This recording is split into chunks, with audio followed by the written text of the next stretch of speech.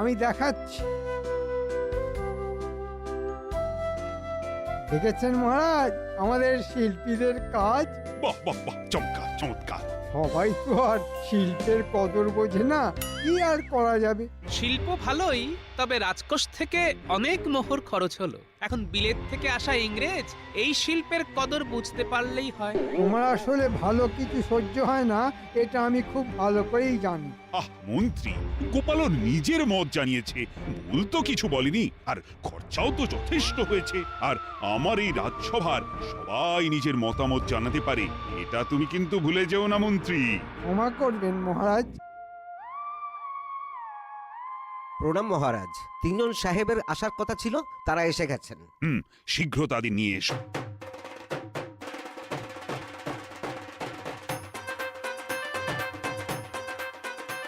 নমস্কার মহারাজ, আমরা অনেক দূর থেকে আসিয়াছি। আমি জানি জানি জানি মন্ত্রী। আগে হ্যাঁ মহারাজ।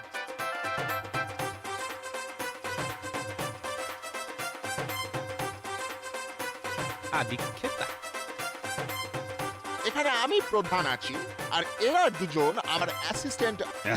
আপনারা আসাতে আমি অত্যন্ত সম্মানিত বোধ করছি। আপনারা আমাদের অতিথিশালায় থাকুন কিছুদিন, আপনাদের যত্নের কোনো ত্রুটি হবে না। ও নো নো, ভেরি সরি। আমরা তাবু মানে টেন্টে আছি। আমরা এই জায়গা ঘুরিয়ে দেখিতে চাই। ও, তাহলে আপনারা ঘুরতে এসেছেন? নো, আমরা ঘুরিব, দেখিব। যদি বাণিজ্য করিবার হয় তাহা হইলে বাণিজ্য করিব। এটি আপনাদের উপকার হইবে। ইয়েস, কিছু করিবার না থাকিলে চলিয়া যাইতে হইবে। না না না না, এখানে বাণিজ্য করলে বা কিছু উৎপাদন করলে আমার প্রজারা যদি লাভবান হয় তবে তো ভালোই হয়। ভালো বলে ভালো, এদের সাথেই আমার নাড়া বাঁধতে হবে। এদের তো দেখছি বন্দুকও আছে, এরা অনেক শক্তিশালী। আমাদের রাজা তো তলোয়ার চালাতেও জানে না, যেটুকু জানে তা হলো সেনাপতি, সেও এমন কিছু নয়। সাহেবদের উদ্দেশ্যে আমি একটি কবিতা লিখেছি মহারাজ। বলো বলো সভাকবি। বাণিজ্য বসতি লক্ষ্মী, বিলেত থেকে এলো পরিযায়ী পক্ষী, বরিনু তাকে দিয়ে উত্তরীয়, সাহেব তোমরা আমাদের সম্মানীয়। ও গুড, ভেরি গুড। সম্মানীয়, সম্মানীয়। Very good. ওকে, আমাদের এখন চলিয়া যাইতে হবে তাঁবুতে। তারপর আমরা ঘুরিয়া দেখিব। এদের ওই বন্দুকের সাহায্যেই রাজাকে সিংহাসন থেকে উৎখাত করব। এদের সাথে আরো বন্ধুত্ব গাঢ় করতে হবে। চলুন সাহেব, আপনাদের ছেড়ে দিয়ে আসছি। মহারাজ অনুমতি দিন। নিশ্চয়ই অনুমতি আছে মন্ত্রী। মন্ত্রীর ভাবগতিক তো একেবারেই ভালো ঠেকছে না। ইংরেজদের সাথে একটু বেশি ভাব দেখাচ্ছে, যা আমাকে ভাবাচ্ছে। মন্ত্রী, তোমরা আমাদের খুব সম্মান জানাইয়াছ। আমরা খুব খুশি হইয়াছি। Yes, we are pleased. সমাজের এই উত্তরীয় খুব সুন্দর। Oh, beautiful, wonderful.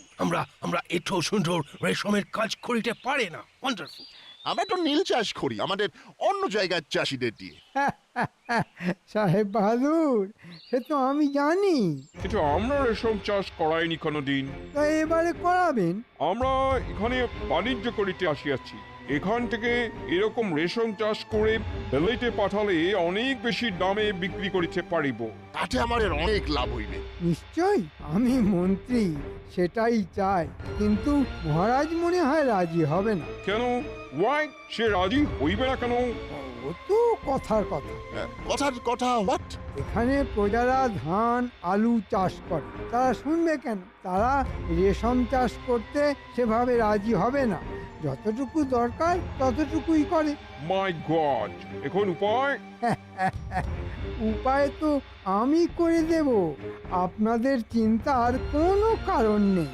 তবে কোন কন্ডিশন? আমাকে রাজা করতে হবে, আমি সব ব্যবস্থা করে দেব। এটা কি করে সম্ভব? কোনো ব্যাপার না, রাজাকে এখন শুধু একটু চমকে দিতে হবে, তাহলেই রাজা গদি ছেড়ে পালাবে আর আমি রাজা হয়ে যাব। চমকে দেব? But how? আপনাদের বন্দুক আছে, আমাদের রাজার কাছে কিছুই নেই।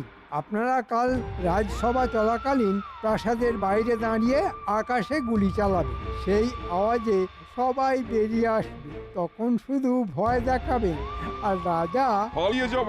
ও my god, it's so easy. Okay, no problem. তোমার রাজা পালিয়ে যাক, তুমি রাজা হও। বাট আমাদের বিজনেস শেষ কথা। ওকে? সেটা না হলে তুমিও আর রাজা থাকিতে পারিবে না। নিশ্চয় আমি আমার কথা রাখবো। আপনারা আপনাদের কাজ করুন, সব হবে তাহলে কাল সকালে। ইয়েস। সাহেবরা মনে হয় কাল সারা দিন ঘুরে বেরিয়েছে। হ্যাঁ মহারাজ, সেটাই খবর পেয়েছি। ওদের আমাদের এই জায়গা খুব পছন্দ হয়েছে। ভালো কথা। এখন ওরা কি চায় সেটা কিন্তু পুরোপুরি বুঝতে হবে। আমি তো ওদের তাঁবু অবধি পৌঁছে দিয়ে এলাম। ওদের উত্তরীয় ভীষণ পছন্দ হয়েছে, বিশেষ করে আমাদের এখানের শিল্পীদের হাতের কাজ। বাহ বাহ বাহ বাহ। ওদের অবশ্য কাঠের পুতুল দিলেও খুব পছন্দ হতো।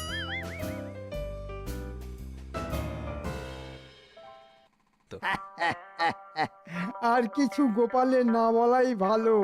আমাদের সংস্কৃতি যেখানে আমরা সারা বিশ্বে তুলে ধরতে চাই, সেখানে গোপাল রেশমের সংস্কৃতি ওদের কাছে না যাওয়াই ভালো মহারাজ।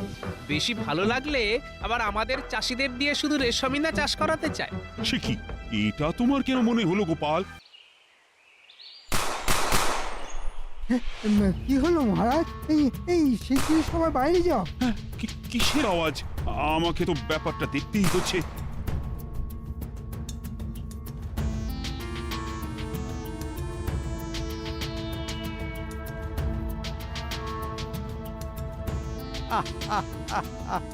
এবার আমি রাজা।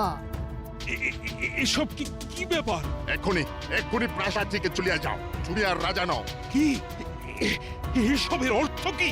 আমরা এখানে তুঁতে গাছের চারা দিয়ে রেশমের চাষ করব। আর তুমি সে কাজে বাধা দান করতে পারবে না। যে চাষ করবে না তার ঘর জ্বালিয়ে দেবো। সর্বনাশ! এই চাষিদের আমাদের কথা শুনিতে হইবে। কিন্তু ওরা তো ধান, আলু এসবের চাষ করে জীবন ধারণ করে। তোমাদের জন্য কেন শুধু শুধু রেশম চাষ করা হবে? বেশি কথা বলে এখনই গুলি করে সবাইকে উড়িয়ে দেবো। বাবা, তোমাদের এত সাহস হলো কি করে? শোনো গোপাল, আমি এখন রাজা, বুঝেছো? আপনার শয়তানি আমার আরো আগেই বোঝা উচিত ছিল। মন্ত্রী এত বড় শয়তান! কৃষ্ণচন্দ্র, তুমি ভাগো, আমি এখন রাজা। বাকিরা সবাই যে যার পদে আছো তাই থাকবে।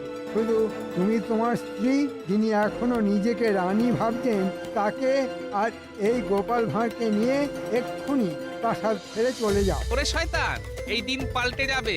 চলুন মহারাজ, আপনি আর রানীমা আমার মতো গরিবের কুটিরেই না হয় কিছুদিন রইলেন। চাল ডালের অভাব হবে না মহারাজ। আমার দয়ার শরীর, তাই তোমাদের প্রাণে মারলাম না। আমাদের হাতে বেশি সময় নেই। চলো নতুন রাজা, এখনই সব চাষিদের বলিতে হইবে যে ধান গাছ, আলু গাছ আর যা যা সব আছে সব কাঁচা ফেলিতে হইবে। ওইখানে টুটের চারা বসাইতে হইবে। ইয়েস, টুটে, নাহলে তোমার টুটি চিবিয়া মারিয়া ফেলিব। নিশ্চয় নিশ্চয়।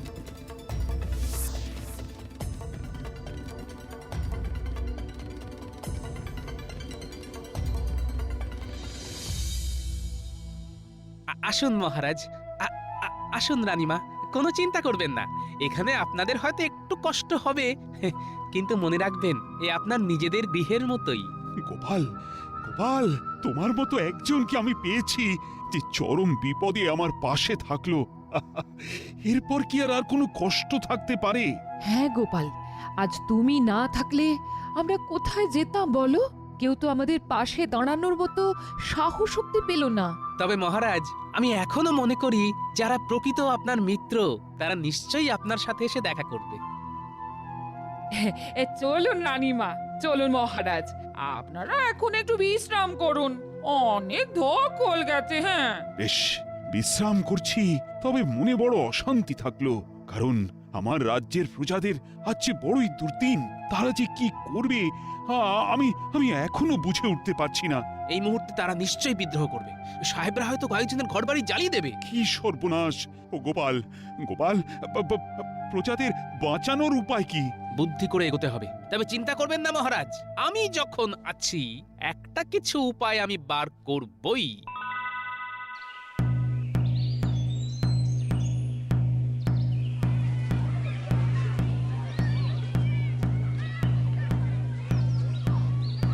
সবাই শোনো, সবাই শোনো। আজ থেকে তোমাদের চেনা মন্ত্রী মশাই আর মন্ত্রী নন, উনি এখন এই কৃষ্ণনগরের রাজা। আজ থেকে তোমাদের আর ধান, আলু, সবজি চাষ করতে হবে না। তোমাদের তুঁতে গাছের চারা দেওয়া হবে, তোমরা শুধু তুঁতে চাষ করবে। প্রত্যেককে রাজার নির্দেশ মানতে হবে, অমান্য করলে ঘোরতর শাস্তি জুটবে কপালে। শোনো, শোনো, শোনো। তোমাদের চিন্তা নাই, আমরা তোমাদের থেকে রেশম নিয়ে নিব, তার বদলে তোমাদেরকে খেতে দেওয়া হইবে। ইয়েস, আমরা এইসব মানবো না। একে রাজা বলে আমরা মানি না। আমাদের আমাদের রাজা কোথায়? হ্যাঁ হ্যাঁ, আমরাও মানবো না। আমাদের ফসল আমরা ফলাবো, জোর করতে পারবে না। যে যে বিদ্রোহ করবে তাদের বন্দি করা হবে। ওই দুজনকে বন্দি করো।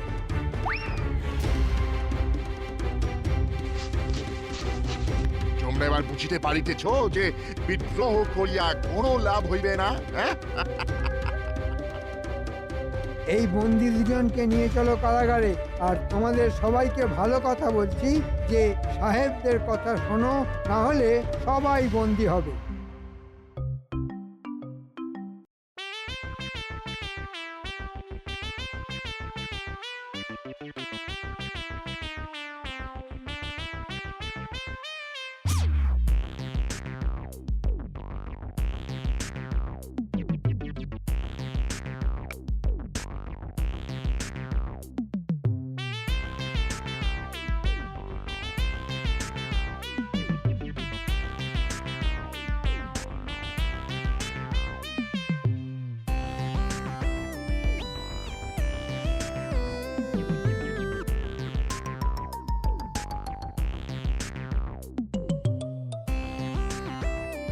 ভালো হয়েছে তোরা সব একসাথে আছিস। তোদের সাথেও আমার গোপন কথা আছে। গোপন কথা? কি গোপন কথা দাদু, বলো না। আহা, গোপন কথা কি সবার সামনে বলতে আছে নাকি? এই বলি, কি এমন গোপন কথা যে আমার সামনে বলতে পারো না? মরণ!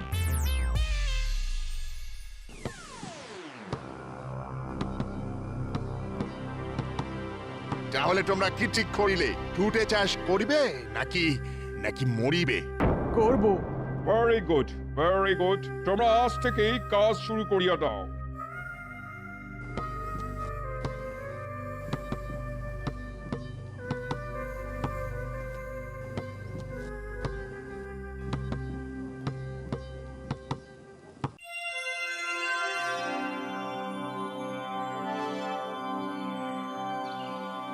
ফাইন, হ্যাঁ, চমৎকার টুটে গাছ বড় হইয়াছে। চলো ভিতরে ঢুকে দেখি আসি। Alright. My god, what is this? উফ, বিচুটি! বিচুটি? টুটে কিভাবে বিচুটি হইয়া গেল? আউচ, আউচ, ও আউ, ইচিং, আউট ফ্রম হিয়ার, আউট!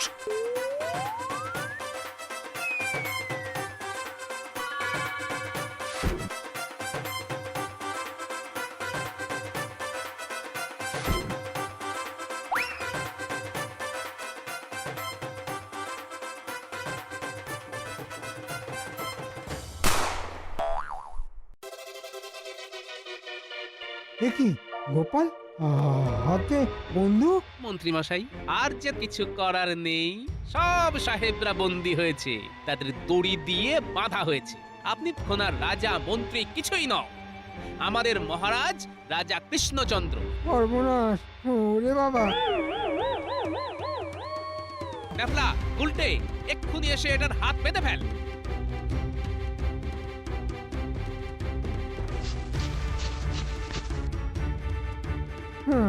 মহারাজ, মহারাজ, আমার ভুল হয়ে গেছে, আমাকে ক্ষমা করে দিন। এরকম ভুল আর হবে না। আমি মন্ত্রী আছি আর আর আপনি রাজা। তুমি যা করেছো তাতেই রাজ্যের প্রজারাই তোমাকে শাস্তি দেবে। আমার আর কিছুই বলার নেই। আর গোপালের অসাধারণ বুদ্ধির কাছে তোমার শয়তানি হেরে গেল, এইটুকুই শুধু বলতে পারি। তুতে গাছের সাথে বিছুটি গাছের চারাও বসানো হয়েছিল। মন্ত্রী, আর সেই বিছুটি জঙ্গলে এখন আপনাকে ফেলা হবে। ওরে বাবা রে, ওরে বাবা রে।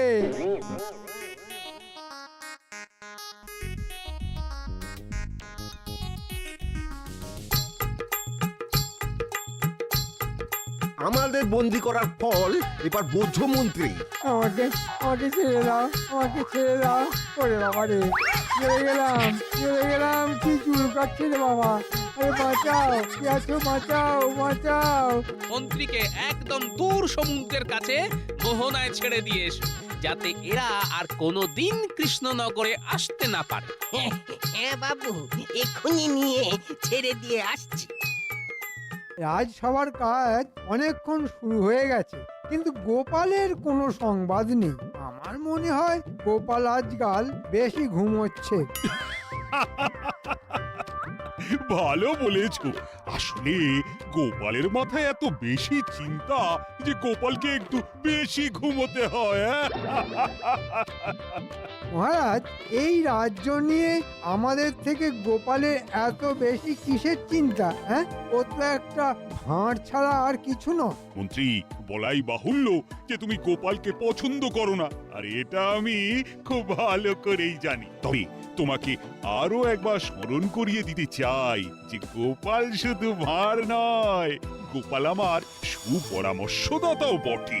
প্রণাম মহারাজ, কলকাতা থেকে একজন পত্রবাহক এসেছেন। পত্রবাহক? ঠিক আছে, তাকে ভেতরে আসতে বলো। কিসের আবার পত্র, তাও আবার সেই সুদূর কলকাতা থেকে?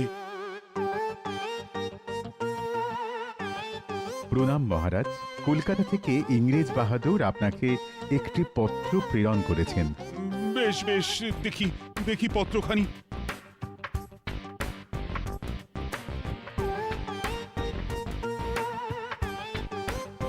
বেশ, তুমি আসতে পারো। গিয়ে ইংরেজ বাহাদুরকে বলো যে মহারাজ যথেষ্ট আনন্দিত হয়েছেন। প্রণাম মহারাজ। কিসের বার্তা মহারাজ? আরে এসো এসো গোপাল, তোমার কথাই তো হচ্ছিল। ভালো কথা কি হচ্ছিল মহারাজ? না, খুব ভালো কথা হচ্ছিল না। আসলে তোমার দেরি দেখে আমাদের মন্ত্রী খুব চিন্তা করছিল। হ্যাঁ, আমার দেরি দেখলে মন্ত্রী মশাই একটু বেশি চিন্তা করে বই কি। চিন্তা তো করতেই হবে, তুমি রোজ দেরি করো। তা আজকে কি কারণে দেরি হলো শুনি? আসলে রাজসভায় আসার পথে এক ময়রার দোকানের সামনে দাঁড়িয়ে পড়লাম। আমাদের বিখ্যাত সরভাজা সেখানে তৈরি হচ্ছে, জিভে জল চলে এলো, তাই একটু দেরি হলো। বাহ, চমৎকার। এদিকে রাজসভা শুরু হয়েছে আর গোপাল ওদিকে সরভাজা খাচ্ছে।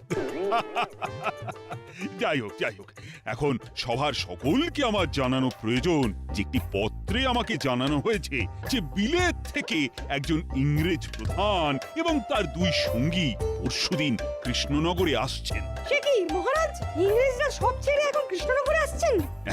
এতে কিন্তু আমাদের সম্মানিত বোধ করাই উচিত বলে মনে হচ্ছে। মহারাজ, উদ্দেশ্য কিছু জানানো হয়েছে কি? উদ্দেশ্য বাণিজ্য, তবে আমার মনে হচ্ছে যদি আমাদের সাথে তাদের বাণিজ্য চুক্তি হয় তাহলে সেটা কৃষ্ণনগরেরই লাভ।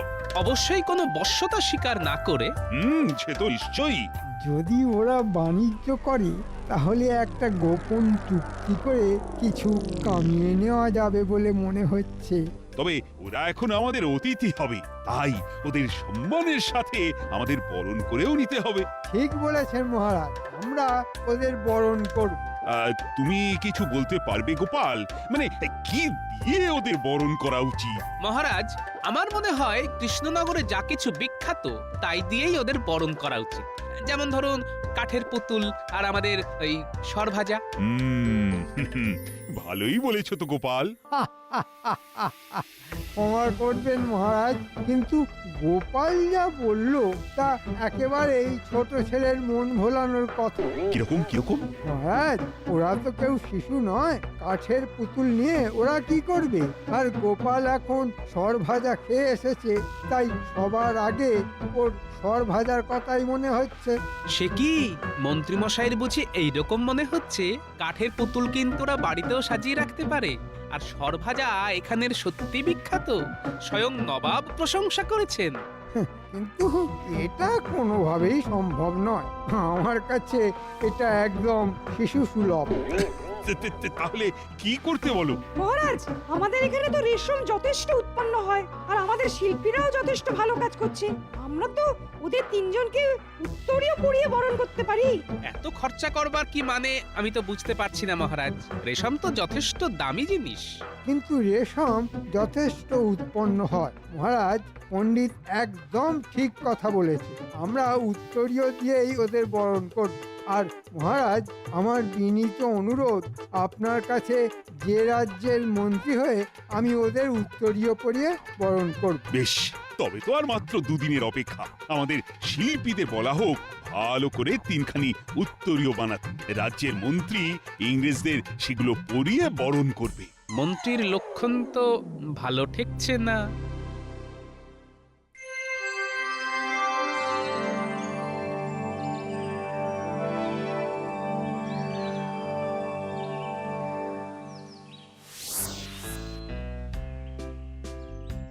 মহারাজ, ইংরেজরা আজই আসতে চলেছে আমাদের রাজসভায়। খবর পেয়েছি তাঁবু গেড়েছে আমাদের রাজ্যের এক প্রান্তে। তাহলে তো আজই আসবে।